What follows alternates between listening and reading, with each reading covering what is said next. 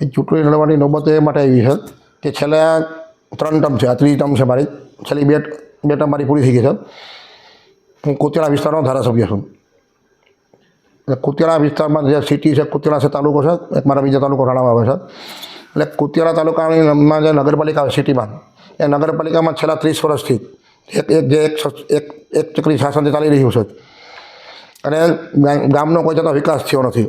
ગામની જે પ્રાથમિક જે સુવિધાઓ છે જે પબ્લિકને મળવી જોઈએ નગરપાલિકા તરફથી, એ કાંઈ મળી નથી.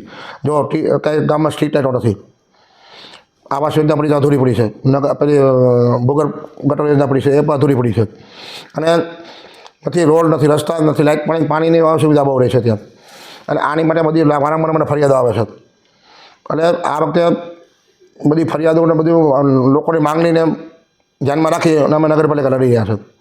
બાકી તો નગરપાલિકામાં છેલ્લા 30 વર્ષ ચાલે છે.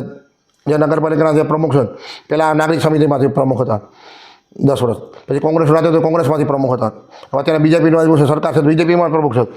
બરાબર, બધી સરકારો બદલ્યા કરે છે, પક્ષ બદલ્યા કરે છે, કામ નથી કરવા લોકોને જે પ્રાથમિક સુવિધા મળવી જોઈએ એ કંઈ મળતી જ નથી. એટલે આની માટે મારે ચૂંટણી આ વખતે ફરજિયાત લડવાનું થયું છે.